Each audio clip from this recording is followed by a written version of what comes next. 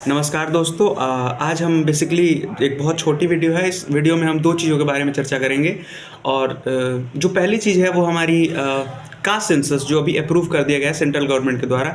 And सबसे पहले तो जब ये न्यूज़ मेरे को मिली और जब मैंने देखा तो ये मेरे लिए बहुत ज़्यादा शॉकिंग था, क्योंकि मैंने बीजेपी से एक्सपेक्ट नहीं किया था। हाँ, थोड़ा मुझे था कि इन लोग जिस तरह से कमज़ोर हुए पड़े हैं 240 सीटों के कारण, और जिस तरह का इनका अलायंस है एनडीए में नीतीश कुमार के साथ और चिराग पासवान, ऐसी पार्टियों के साथ इनका अलायंस है, तो थोड़ा सा ये इस टाइप की चीज़ें कर रहे थे बहुत दिनों से। अभी दिल्ली में इलेक्शन हुआ तो एक अंबेडकर स्टाइपेंड स्कीम आई थी जिस पे मेरा वीडियो है। तो मुझे थोड़ा थोड़ा तो ऐसा था कि ऐसे सॉफ्ट तो कुछ कर सकते हैं, पर कास्ट सेंसस पे एकदम इन लोग अपोजिट थे। क्योंकि राहुल गांधी चिल्लाता था पार्लियामेंट में खड़ा होके कि जाति जनगणना हम करवा के रहेंगे। इन लोग उसे मॉक करते थे, अनुराग ठाकुर से लेके अमित शाह तमाम। और उसके बाद ही जो महाराष्ट्र में एक कैंपेन चला था, तो इसी चीज़ को काउंटर करने के लिए सीएम योगी आदित्यनाथ जी को महाराष्ट्र में बुलाया गया था, जहां पे इन्होंने एक नारा दिया जो कि एक पार्टी का प्री प्लान्ड नारा था, जो कि हर नेता ने समय समय पे जाके वहां पे डिलीवर किया। एक रहेंगे तो सेफ रहेंगे, बटेंगे तो कटेंगे। इसके बाद ये सब इनसे करना थोड़ा अनएक्सपेक्टेड था। इससे पहले राहुल गांधी कास्ट सेंसस की बात करता था तो बीजेपी के जो आईटी सेल्स हैं या फिर जो भी सपोर्टर्स हैं, ट्विटर से ही आजकल नैरेटिव सेट होता है, तो मैं वही की बात कर रहा हूँ। बेसिकली ट्विटर से नैरेटिव सेट होता है, मतलब ट्विटर पे जो चर्चा हो रही है वो संसद तक चर्चा हो चली जाती है। तो वहाँ पे कुछ दिनों पहले तक यहाँ पे बीजेपी को लोग डिफेंड नहीं कर रहे थे, सॉरी। राहुल गांधी जब कास्ट सेंसस की बात कर रहा था तो उसको लोग गाली दे रहे थे कि जाति में तोड़ रहा है, ये कर रहा है, वो कर रहा है, you want to divide Hindus, ये वो फलाना डिमगाना। और अब खुद जब अचानक से आ गया तो क्या करे बेचारे। तो कुछ तो इसमें तो एक बाइफर्केशन हो गया कि कुछ लोग तो अपने आप को साइड कर लिए कि भाई we support BJP, but there is a line, we don't support, like आंख मूंद के हम सपोर्ट नहीं कर सकते कि आप कुछ भी करो उसके लिए हम आपको सपोर्ट ही करें। तो उन्होंने अपने आप को तो साइड लाइन कर लिया है, पर कुछ एकदम तलवे चाटने वाले टाइप के लोग, जिनको अब पता नहीं उनको पैसे मिलते हैं, लक्ष्मी आती है उनके घर पे, या फिर जिन्हीं कारणों से बीजेपी के हर डिसीजन को, चाहे मोदी जी भी आके मार लें, तो ये बोलेंगे कि अरे वाह मोदी ने तो सफाई कर दी। ऐसे लोगों ने अभी तक डिफेंड करना जारी रखा है, और जो लोग ऐसे विरोध कर रहे हैं उनको गाली देना शुरू कर दिया। अबे साले, 10 दिन पहले तक तुम खुद थे जो राहुल गांधी पे उंगली उठाते थे, अब कास्ट सेंसस के फायदे गिनवाने लगे। और फायदे गिनवाने के क्रम में यहाँ तक बढ़ गए हैं कि कास्ट सेंसस का एक फ़ायदा ये होगा कि जो मुसलमानों में जो जातियाँ हैं उनकी भी काउंटिंग की जाएगी।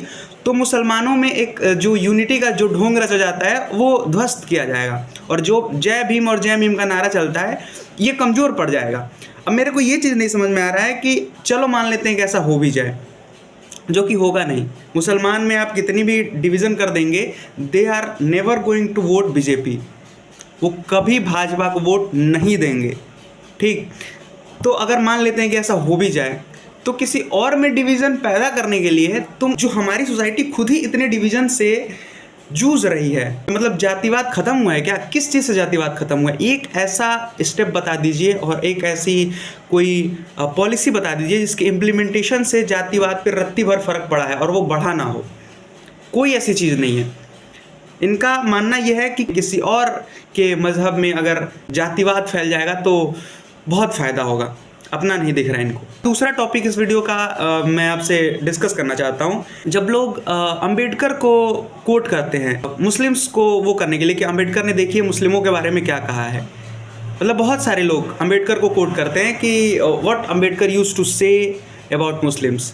अब ये कोट करने के बाद एक चीज़ ये हो जाती है कि जब भी आप अंबेडकर को कोट कर रहे हैं मुस्लिमों के, मतलब उनके धर्म पे, मज़हब पे जो उन्होंने कमेंट किया, इसका मतलब अंबेडकर को आप एक अथॉरिटी बना दे रहे हैं, जिसका मतलब ये हुआ कि अंबेडकर जी एक ऐसे व्यक्ति हैं जिनकी बातों का आप विश्वास कर सकते हैं, जिन पे मतलब जिनकी फार साइटेडनेस पे आप विश्वास कर सकते हैं, और बहुत ही ज्ञानी है, और उनका कहा गया हर वचन सत्य है, चाहे वो उस विषय के एक्सपर्ट हों या ना हो। उनको रिलीजन की बहुत अच्छी नॉलेज है, जिन चीज़ों के बारे में उन्होंने पढ़ाई नहीं भी करी है उन पे भी बहुत गहरी और गूढ़ समझ है उनकी।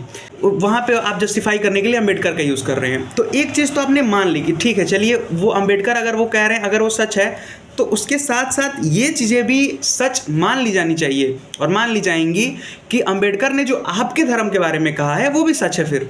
और अंबेडकर ने क्या नहीं कहा है आपके धर्म को ध्वस्त करने के लिए। जैसे सीता जी राम जी की बहन थी, सीता जी रावण की बेटी थी, और भी पता नहीं क्या क्या हेडफुल चीज़ें, उनकी किताब आप जाके पढ़िए, रिडल्स ऑफ हिंदुइज्म, उनमें आपको मिलेंगी बहुत सारी चीज़ें हैं। तो जब आप किसी को टारगेट करने के लिए उनको कोट करते हैं तो फिर लोग उन्हीं की चीज़ें उठा के लाएंगे आपके धर्म को एक्सपोज करने के लिए। ये राइट विंग का एक मेंटेलिटी मेरे को समझ में नहीं आता है कि जो कुछ भी मिले किसी, मतलब जिसको टारगेट कर रहे हो उसके अगेंस्ट कुछ भी मिले तो just use it, don't see that what that person or organization has used to say about your ideology। वैसे ही वरुण ग्रोवर, सॉरी क्या नाम है इसका, वरुण ग्रोवर को हीरो बना के घूम रहे थे। एक उसका क्लिप वायरल हुआ था जिसमें वो कह रहा था कि ये मोदी को चैलेंज कर रहे हैं, वो आदमी मस्तक पे त्रिपुंड लगा के घूम रहा है, उसकी कोर कॉम्पिटेंसी है वो। तो इस चीज़ के लिए वरुण ग्रोवर को वायरल कर रहे थे। उसके बाद वरुण ग्रोवर का लोगों ने चैनल खंगाला तो पूरा लेफ्टिस्ट, अब जो लोग उसको लेफ्टिस्ट कहते हो वैसे कंटेंट से भरा हुआ है उसका पूरा चैनल, जो कि इनकी आइडियोलॉजी को सपोर्ट तो नहीं ही करता है। ये इन लोगों का ये चुतियापा मेरे को समझ में नहीं आता, ये क्यों करते हैं बिना जांच पड़ताल। सबसे ज़्यादा कम पढ़ा लिखा एनालिसिस और सबसे ज़्यादा अपना प्रचार प्रसार और ऐसे सपोर्ट करने वाले लोग अगर हैं तो राइट विंग के लोग हैं। लेफ्ट विंग वाले गलत हो सही हो, और अपने हर चीज़ को लॉजिक से कुछ फैक्ट से, अब वो जैसे चाहे उसको डिस्टॉर्ट करके बताएं या फिर उसको घुमा फिरा के बताएं, पर इन सारी चीज़ों से डिफेंड कर लेते हैं। पर इनके पास गाली के अलावा जब भी ये फंस जाते हैं तो गाली और इन सब चीज़ों के अलावा कोई चीज़ होता नहीं है अपने आइडियोलॉजी को डिफेंड करने के लिए।